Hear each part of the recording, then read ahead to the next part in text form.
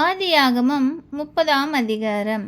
ராகேல் தான் யாக்கோபுக்கு பிள்ளைகளை பெறாததைக் கண்டு தன் சகோதரியின் மேல் பொறாமை கொண்டு யாக்கோபை நோக்கி, எனக்கு பிள்ளை கொடும், இல்லாவிட்டால் நான் சாகிறேன் என்றாள்.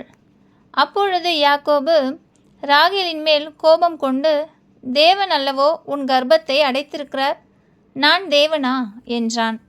அப்பொழுது அவள், இதோ என் வேலைக்காரியாகிய பில்காள் இருக்கிறாளே, அவள் என் மடிக்கு பிள்ளைகளை பெறவும் அவளால் ஆகிலும் என் வீடு கட்டப்படவும் அவளிடத்தில் சேரும் என்று சொல்லி அவனுக்கு தன் வேலைக்காரியாகிய பில்காளை மனைவியாக கொடுத்தாள். அப்படியே யாக்கோபு அவளை சேர்ந்தான். பில்காள் கர்ப்பவதியாகி யாக்கோபுக்கு ஒரு குமாரனை பெற்றாள். அப்பொழுது ராகேல், தேவன் என் வழக்கை தீர்த்து என் சத்தத்தையும் கேட்டு எனக்கு ஒரு குமாரனை கொடுத்தார் என்று சொல்லி அவனுக்கு தான் என்று பெயரிட்டாள். மறுபடியும் ராகேலின் வேலைக்காரியாகிய பில்காள் கர்ப்பவதியாகி யாக்கோபுக்கு 2ஆம் குமாரனை பெற்றாள். அப்பொழுது ராகேல், நான் மகா போராட்டமாய் என் சகோதரியோடே போராடி மேற்கொண்டேன் என்று சொல்லி அவனுக்கு நப்தலி என்று பெயரிட்டாள். லேயாள் தான் பிள்ளை பெறுகிறது நின்று போனதைக் கண்டு தன் வேலைக்காரியாகிய சில்பாளை அழைத்து அவளை யாக்கோபுக்கு மனைவியாக கொடுத்தாள். லேயாளின் வேலைக்காரியாகிய சில்பாள் யாக்கோபுக்கு ஒரு குமாரனை பெற்றாள். அப்பொழுது லேயாள் ஏராளமாகிறது என்று சொல்லி அவனுக்கு காத் என்று பெயரிட்டாள். பின்பு லேயாளின் வேலைக்காரியாகிய சில்பாள் யாக்கோபுக்கு 2ஆம் குமாரனை பெற்றாள். அப்பொழுது லேயாள், நான் பாக்கியவதி, ஸ்திரீகள் என்னை பாக்கியவதி என்பார்கள் என்று சொல்லி அவனுக்கு ஆசேர் என்று பெயரிட்டாள். கோதுமை அறுப்பு நாட்களிலே ரூபன் வயல்வெளியிலே போய் தூதாயும் கனிகளை கண்டெடுத்து அவைகளை கொண்டு வந்து தன் தாயாகிய லேயாளிடத்தில் கொடுத்தான். அப்பொழுது ராகேல் லேயாளை நோக்கி, உன் குமாரனுடைய தூதாயும் கனிகளில் எனக்கு கொஞ்சம் தா என்றாள். அதற்கு அவள், நீ என் புருஷனை எடுத்து கொண்டது அற்ப காரியமா? என் குமாரனுடைய தூதாயும் கனிகளையும் எடுத்துக்கொள்ள வேண்டுமோ என்றாள். அதற்கு ராகேல், உன் குமாரனுடைய தூதாயும் கனிகளுக்கு ஈடாக இன்றிரவு அவர் உன்னோடே சயனிக்கட்டும் என்றாள். சாயங்காலத்தில் யாக்கோபு வெளியிலிருந்து வருகையில் லேயாள் புறப்பட்டு அவனுக்கு எதிர்கொண்டு போய், என் குமாரனுடைய தூதாயும் கனிகளால் உம்மை கொண்டேன், ஆகையால் நீர் என்னிடத்தில் வரவேண்டும் என்றாள். அவன் அன்று இரவு அவளோடே சயனித்தான். தேவன் லேயாளுக்கு செவி கொடுத்தார். அவள் கர்ப்பவதியாகி யாக்கோபுக்கு 5ஆம் குமாரனை பெற்றாள். அப்பொழுது லேயாள், நான் என் வேலைக்காரியை என் புருஷனுக்கு கொடுத்த பலனை தேவன் எனக்கு தந்தார் என்று சொல்லி அவனுக்கு இசக்கார் என்று பெயரிட்டாள்.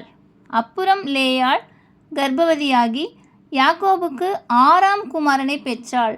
அப்பொழுது லேயாள், தேவன் எனக்கு நல்ல ஈவை தந்தார், என் புருஷனுக்கு நான் 6 குமாரரை பெற்றபடியால் இப்பொழுது அவர் என்னுடனே வாசம் பண்ணுவார் என்று சொல்லி அவனுக்கு செபிலோன் என்று பெயரிட்டாள்.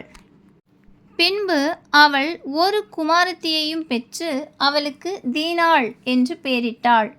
தேவன் ராகேலை நினைத்தருளினார். அவளுக்கு தேவன் செவி கொடுத்து அவள் கர்ப்பம் தரிக்கும்படி செய்தார். அவள் கர்ப்பவதியாகி ஒரு குமாரனை பெற்று, தேவன் என் நிந்தையை நீக்கிவிட்டார் என்றும் இன்னும் ஒரு குமாரனை கர்த்தர் எனக்கு தருவார் என்றும் சொல்லி அவனுக்கு யோசேப்பு என்று பெயரிட்டாள். ராகேல் யோசேப்பை பெற்ற பின் யாக்கோபு லாபானை நோக்கி, நான் என் ஸ்தானத்திற்கும் என் தேசத்திற்கும் போக என்னை அனுப்பிவிடும்.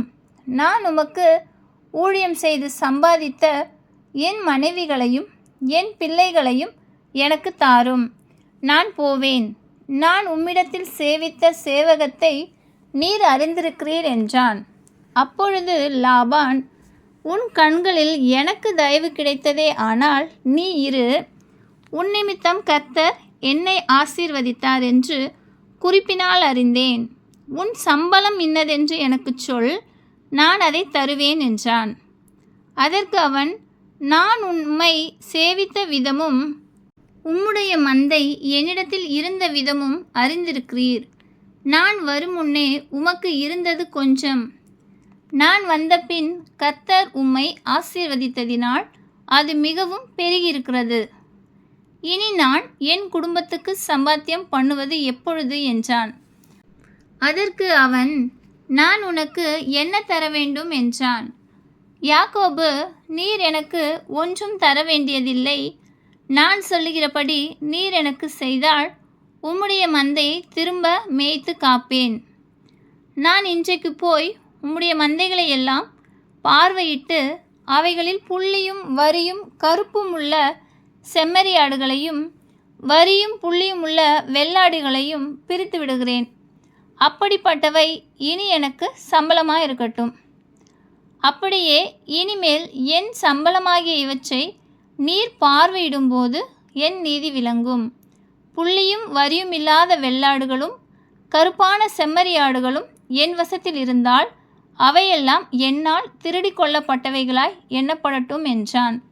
அதற்கு லாபான், நீ சொன்னபடியே ஆகட்டும் என்று சொல்லி அந்நாளிலே கலப்பு நிறமும் வரியுமுள்ள வெள்ளாட்டு கடாக்களையும் புள்ளியும் வரியுமுள்ள வெள்ளாடுகள் யாவையும் சற்று வெண்மையும் கருமையுமுள்ள செம்மறியாடுகள் யாவையும் பிரித்து தன் குமாரரிடத்தில் ஒப்புவித்து தனக்கும் யாக்கோபுக்கும் இடையிலே 3 நாள் பிரயாண தூரத்தில் இருக்கும்படி வைத்தான். லாபானுடைய மற்ற ஆடுகளை யாக்கோபு மேய்த்தான். பின்பு யாக்கோபு பச்சையாயிருக்கிற புன்னை, வாதுமை, அர்மோன் என்னும் மரங்களின் கொப்புகளை வெட்டி இடையிடையே வெண்மை தோன்றும்படி பட்டையை உரித்து தான் உரித்த கொப்புகளை ஆடுகள் தண்ணீர் குடிக்க வரும் கால்வாய்களிலும் தொட்டிகளிலும் ஆடுகளுக்கு எதிராக போட்டு வைப்பான். ஆடுகள் தண்ணீர் குடிக்க வரும்போது பொழிவதுண்டு. ஆடுகள் அந்த கொப்புகளுக்கு முன்பாக பொழிந்தபடியால் அவைகள் கலப்பு நிறம் உள்ளதும் புள்ளி உள்ளதும் வரி உள்ளதுமான குட்டிகளை போட்டது. அந்த ஆட்டுக்குட்டிகளை யாக்கோபு பிரித்து கொண்டு ஆடுகளை லாபானுடைய மந்தையில் இருக்கும் கலப்பு நிறமானவைகளுக்கும் கருப்பானவைகள் எல்லாவற்றிற்கும் எதிராக நிறுத்தி தன் ஆடுகளை லாபானுடைய மந்தையோடு சேர்க்காமல் தனிப்புறமாக வைத்து கொள்ளுவான். பலத்த ஆடுகள் பொழியும் போது அந்த கொப்புகளுக்கு எதிரே பொழியும்படி யாக்கோபு அவைகளை அந்த ஆடுகளின் கண்களுக்கு முன்பாக கால்வாய்களிலே போட்டு வைப்பான். பலவீனமான ஆடுகள் பொழியும் போது அவைகளை போடாமல் இருப்பான். இதனால் பலவீனமானவைகள் லாபானையும் பலம் உள்ளவைகள் யாக்கோபையும் சேர்ந்தன. இவ்விதமாய் அந்த புருஷன் மிகவும் விருத்தியடைந்து திரளான ஆடுகளும் வேலைக்காரிகளும் வேலைக்காரரும் ஒட்டகங்களும் கழுதைகளும் உடையவனானான். ஆமென்.